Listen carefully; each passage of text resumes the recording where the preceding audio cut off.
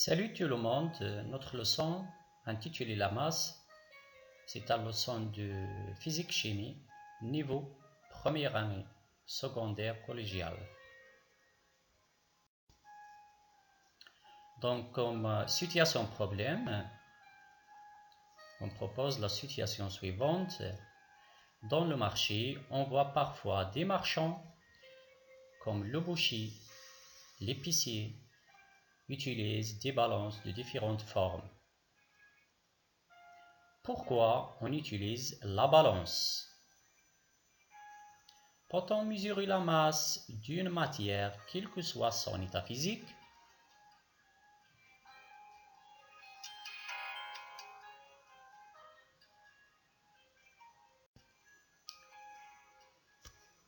Premièrement, comme définition, la masse d'un corps est une grandeur physique mesurable permettant d'évaluer la quantité de matière soulignée sur la quantité de matière présente dans ce corps. Alors la masse, c'est la quantité de matière présente dans un corps. On note la masse par la lettre M et comme unité internationale de mesure de la masse est le kilogramme noté kg.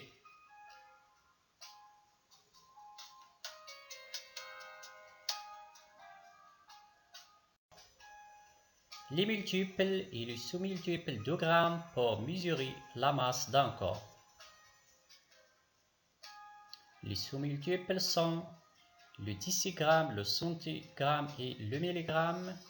Et comme du multiple, on trouve par exemple le kilogramme, c'est le célèbre unité utilisée dans notre vie quotidienne.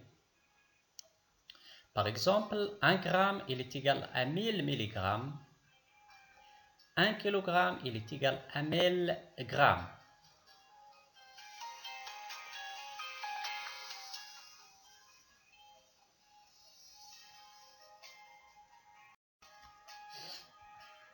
Les appareils de mesure. On mesure la masse en utilisant des balances de différentes formes. Par exemple, balance de Roberval, balance à aiguille et balance électronique qui affiche directement le résultat sur leur afficheur. Voilà, comme remarque, la mesure effectuée par la balance électronique est plus précise que celle effectuée par la balance de Roberval.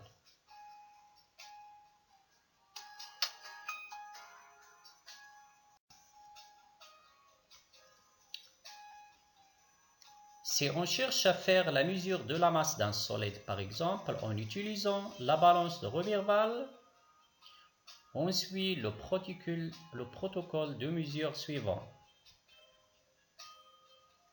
On cherche une position d'équilibre à vide en repérant la position de l'aiguille de telle façon que les plateaux soient au même niveau horizontal.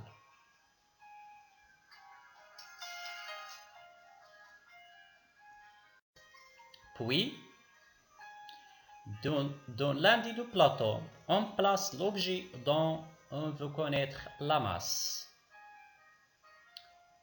Et dans l'autre plateau, on place successivement des masses marquées par ordre décroissant.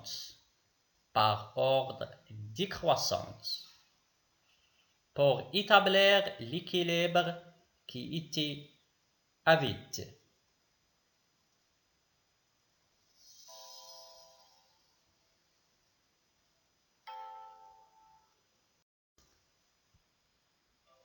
Et finalement, on additionne la valeur de chacune des masses marquées. Par exemple, le citron pèse 50 grammes plus 20 grammes plus 5 grammes, qui donne au total 75 grammes.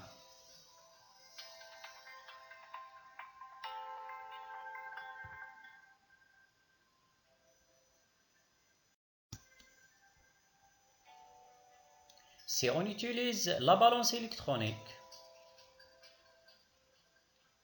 il faut mettre la balance en marche, premièrement, puis on note le résultat sur l'afficheur suivi de l'unité. Par exemple, la masse des tomates, c'est 560,8 grammes.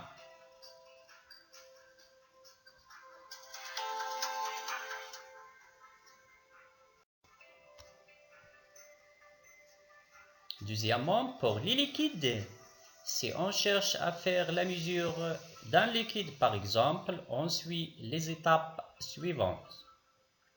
Premièrement, on met le récipient vide dans le plateau et on fait la mesure de sa masse. Par exemple, ici, le résultat c'est 40 grammes. Deuxièmement, on appuie sur le bouton TAR pour ramener l'indication de la balance à 0.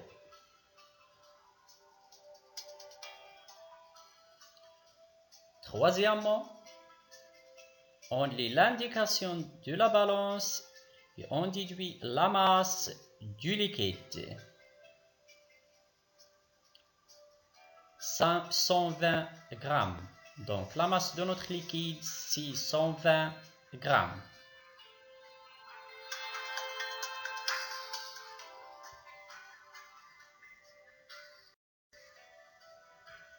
Comme remarque, si on change la forme du corps, sa masse ne change pas.